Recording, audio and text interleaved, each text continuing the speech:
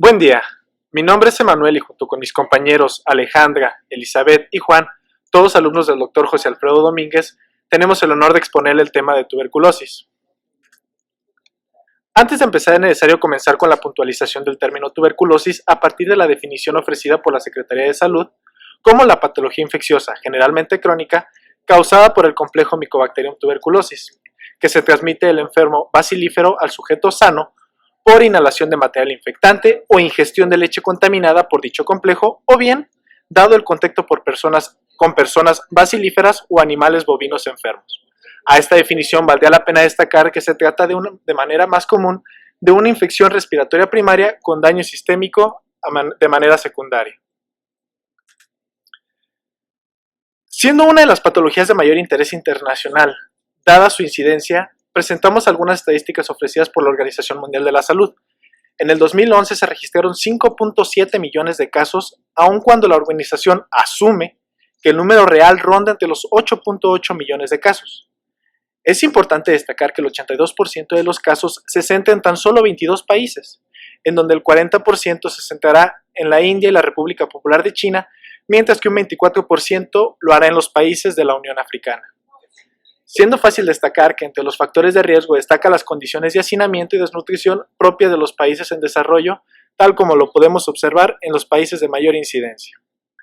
Dentro del número total de casos, tan solo 800,000 a nivel mundial presentan daño no pulmonar de manera primaria, mientras que 290,000 casos fueron positivos para bacterias multidrogoresistentes. A nivel mundial, la cifra de defunciones para el mismo año fue de 11 millones de casos.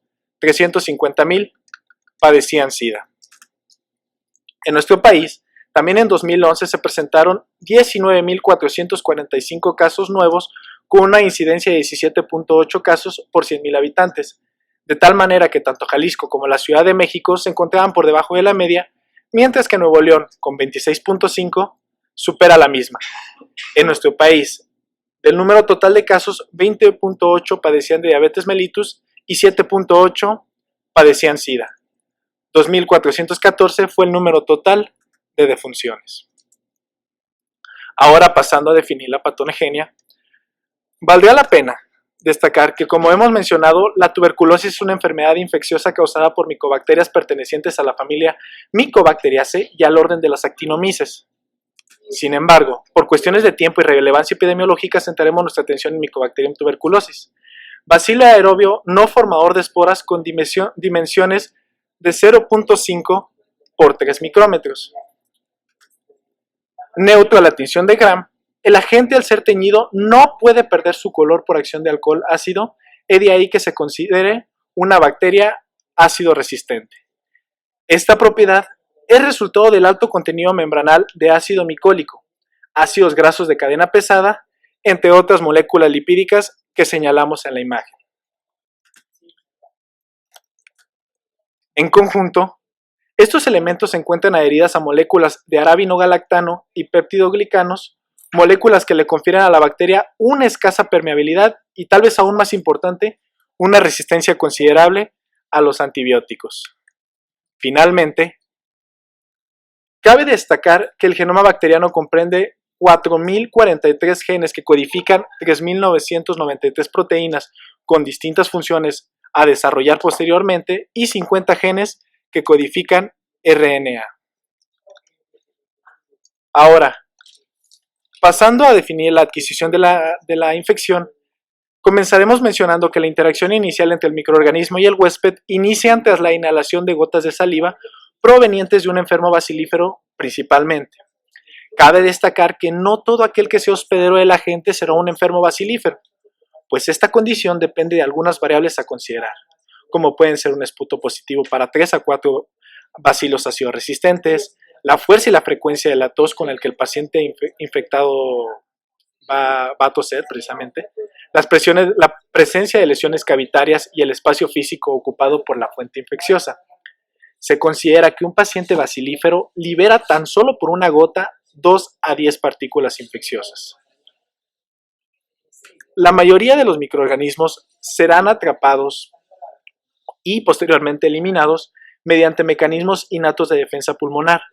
No obstante, un 10% alcanzará los alveolos respiratorios, en donde serán fagocitados por macrófagos alveolares residentes, a partir del reconocimiento directo de la bacteria por distintos receptores como son el receptor del complemento, el receptor de manosa, el receptor de la fracción cristalizable gamma del IgG, así como el receptor scavenger tipo A, o bien facilitado a partir de la opsonización por el factor del complemento C3b.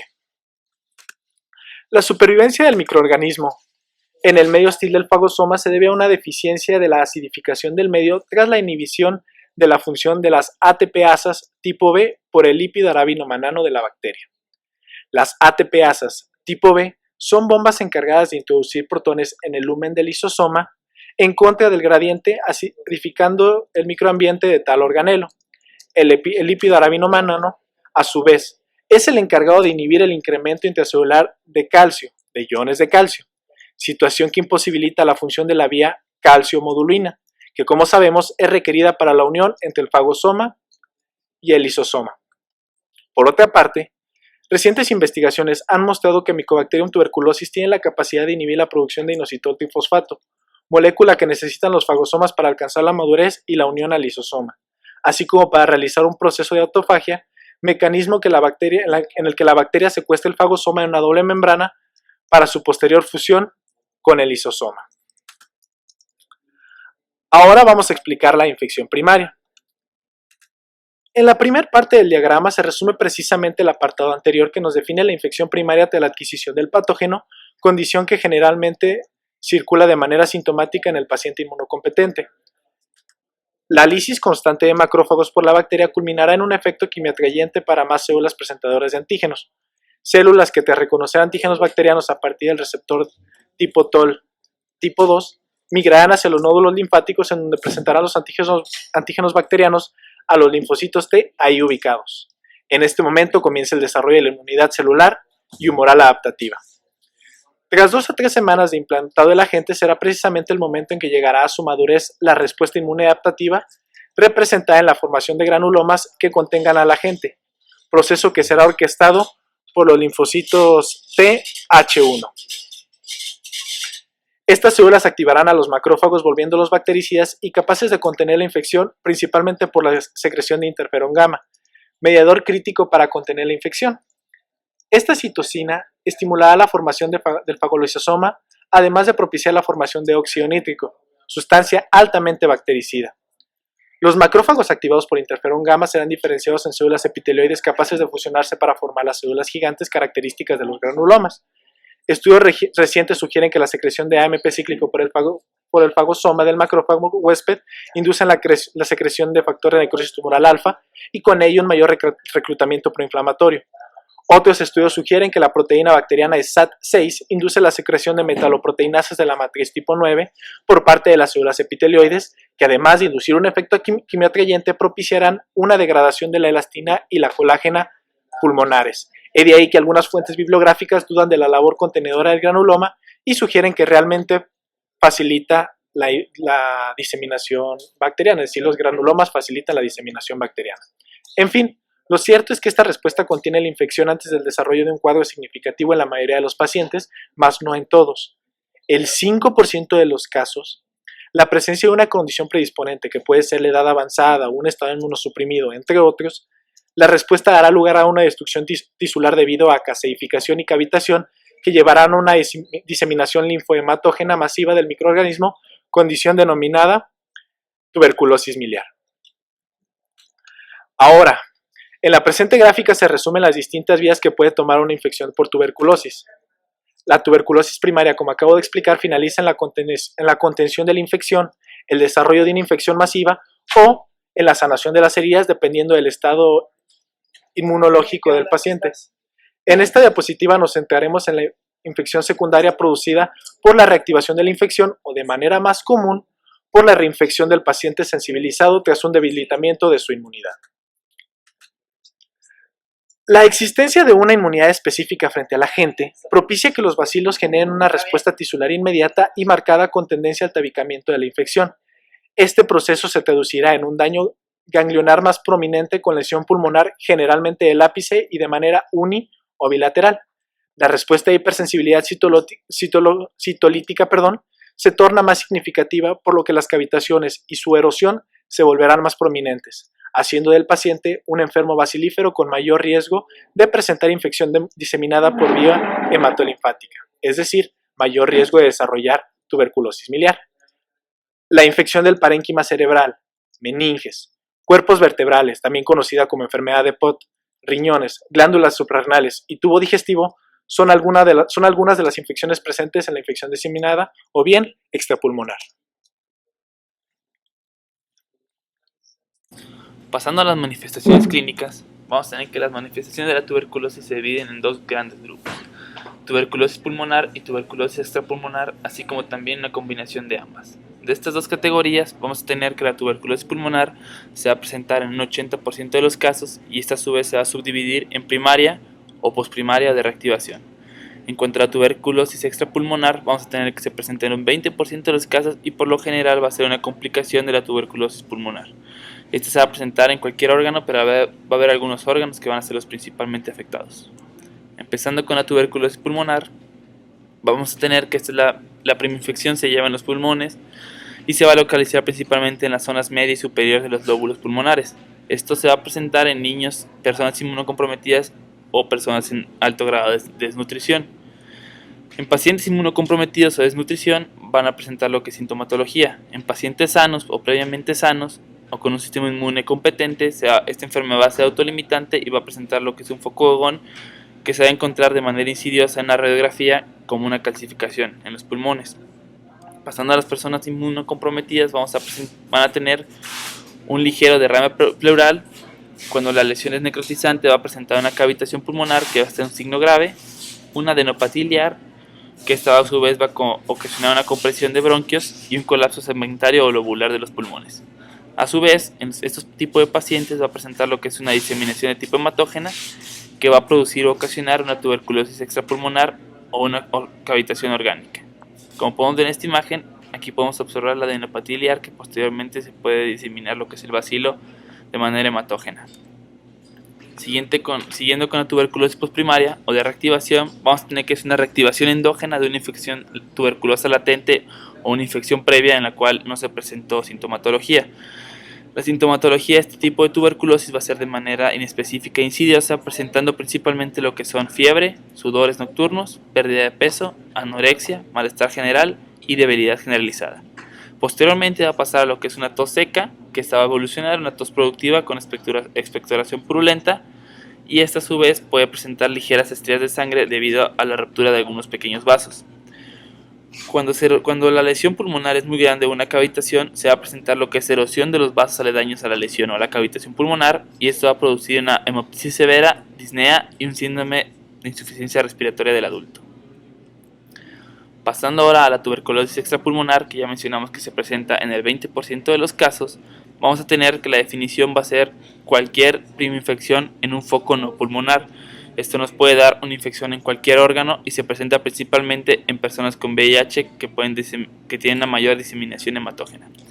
En cuanto a frecuencia, tenemos una lista que podemos observar al lado derecho de la presentación, y tenemos que la linfadenitis tuberculosa, es decir, la tuberculosis en los ganglios linfáticos, se presenta en un 40% de los casos. Una tuberculosis pleural en un 20% de los casos. Una tuberculosis de las vías aéreas superiores se presenta principalmente como una complicación de una tuberculosis pulmonar. Así también podemos encontrar una tuberculosis de origen genitourinario en un 15% de los casos, osteoarticular en un 10% de los casos, una meningitis tuberculosa en un 5% de los casos, así como una gastrointestinal en un 3.5% de los casos. Tenemos también, o cabe señalar, lo que es la tuberculosis miliar diseminada, que es una diseminación generalizada. Este se presenta principalmente como complicación de la tuberculosis pulmonar. Tenemos como primer tipo la linfadenitis tuberculosa. Como ya mencioné, se presenta en un 40% de los casos y principalmente en pacientes con VIH. Esta va a producir una inflamación indolora de los ganglios cervicales y supraclaviculares principalmente, lo cual se va a denominar escrófula, y va a producir lo que es una fístula que va a excretar lo que es el material gaseoso del ganglio, como podemos ver en esta imagen. El siguiente grupo o tipo es la tuberculosis pleural, que se va a presentar en un 20% de los casos y se va a deber principalmente a una diseminación de la tuberculosis pulmonar. Esto va a producir un derrame pleural, que va a depender del grado de lesión y puede tener dos vías, una resolución espontánea o sintomática que puede presentar fiebre, disnea y dolor de tipo pleurítico. Esto a la exploración física se va a encontrar materias a la percusión, como podemos ver en esta imagen, y una ausencia de los ruidos respiratorios. A su vez, en la radiografía podemos encontrar un signo característico de lo que es el derrame pleural.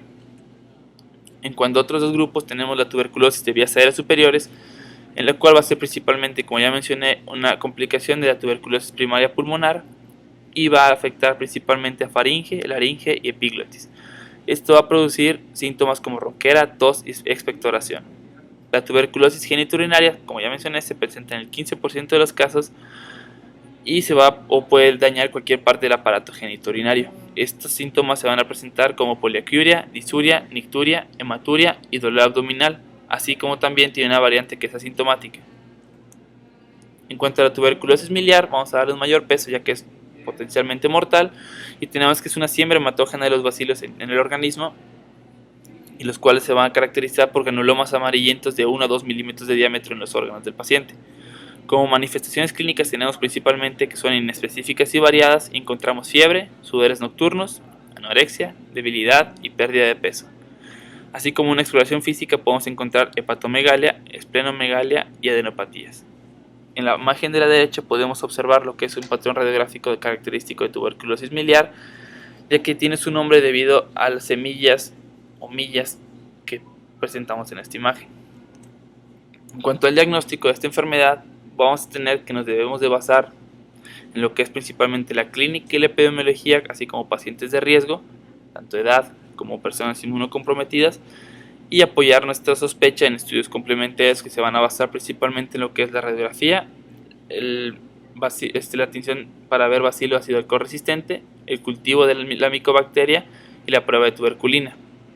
Empezando con la prueba de bacilo ácido alcohol resistente, consiste en la tinción de Ziel-Nielsen, en la cual se deben de tomar, si se sospecha de la enfermedad, 3 muestras de esputo, en las cuales se va a hacer esa tinción y podemos determinar la presencia de este bacilo, como podemos ver en la imagen. El siguiente, que es el gold standard de la enfermedad, tenemos lo que es el cultivo, que se puede hacer con Lowestein-Jensen, en el cual dura aproximadamente entre 4 a 8 semanas y es, como ya mencioné, definitivo para el diagnóstico de tuberculosis. El siguiente tipo de diagnóstico es la radiografía de tórax. Como ya se mencionó al inicio de la presentación, la tuberculosis puede sospecharse por un hallazgo radiológico de manera insidiosa durante un examen de rutina. Tenemos un patrón que puede ser una imagen o un patrón clásico, que consiste en infiltrados y cavitación en lóbulos superiores. Esto se debe a que estos lóbulos presentan una mayor cantidad de aire inspirado, aunque este tipo de patrón clásico no está presente al 100% de los pacientes. En cuanto a la prueba de tuberculina, tenemos que esta prueba nos sirve para determinar si el paciente estuvo en contacto con la micobacteria. No quiere decir que presente la enfermedad, ya que pudo haberla presentado, o para determinar una infección latente. Consiste en una reacción cutánea de hipersensibilidad que indica, como ya mencioné, la existencia de infección de tuberculosis. Esto se utiliza mediante el extracto proteico purificado de Mycobacterium tuberculosis y se inyecta de manera intradérmica, como muestra la imagen de la izquierda, en la cara anterior del brazo. Se inyecta a 0.1 mililitros, que es aproximadamente 5 unidades del antígeno que ya mencioné. De esta prueba va a ser positiva, o se va a tener como objetivo medir la induración de lo que es la lesión, que es la que podemos ver en esta imagen, que consiste en la elevación de la lesión posterior a la inyección. La induración de 5 milímetros o más se va a considerar positiva en personas infectadas por VIH, una persona que tuvo contacto reciente con otra persona enferma de tuberculosis, personas con cambios fibróticos que se observen en una radiografía de tórax, indicativos de una tuberculosis previa, o en pacientes que hayan recibido trasplantes de órganos. En cambio, si la induración se va a considerar positiva si mide 10 milímetros o más en inmigrantes, principalmente usuarios de drogas inyectables, residentes y empleados de establecimientos o instituciones que congregan a grupos de alto riesgo, como puede ser una casa refugio, personal de laboratorios y análisis de micobacterias, personas con afectaciones o trastornos que predisponan a un riesgo elevado, niños menores de 4 años, bebés, niños y adolescentes expuestos, adultos que pertenezcan a grupos de riesgo elevado. Esto puede ser alcohólicos principalmente. La induración de 15 milímetros o más se puede considerar positiva en todas las personas e incluso en personas que no tengan factores de riesgo conocido de tuberculosis. Nada es que, bueno, esta prueba, como ya mencioné, no es altamente sensible ni específica, ya que no te va a determinar si presentas en ese momento la enfermedad, sino más bien te va a determinar si estuviste en contacto con la micobacteria en algún momento. A continuación, la histopatología. Los diferentes patrones anatomopatológicos que pueden presentarse en la tuberculosis son nódulos grandes con o sin cavitación, nódulos miliares, nódulos calcificados, neumonitis intersticial granulomatosa, bronquitis o bronquiectasia y pseudotumores de células fusiformes. Dentro de los nódulos grandes se encuentran los granulomas bien formados, los pobrelmente formados, los supurativos y los agregados histiocíticos. En cuanto a la tuberculosis primaria, esta se caracteriza por la formación de un complejo de Ghon representado por la afectación pulmonar inicial y ganglios linfáticos de drenaje. Macroscópicamente, como podemos observar en la imagen de la derecha, el foco de Ghon se caracteriza como un área de inflamación gris blanquecina de 1 a 1.5 centímetros con consolidación. Las áreas más comúnmente afectadas son la zona inferoanterior del lóbulo superior y la zona superior del lóbulo inferior, especialmente la región cercana a la pleura. Las características anatomopatológicas de la tuberculosis son el resultado del grado de hipersensibilidad y de la concentración local de antígeno. Cuando la carga de antígenos es pequeña y la hipersensibilidad tisular es alta, se conoce como foco proliferativo o exudativo, como se ilustra en la imagen del lado derecho. Podemos observar una organización de linfocitos, macrófagos, células gigantes de Langerhans, fibroblastos y capilares, los cuales forman un granuloma no caseificante.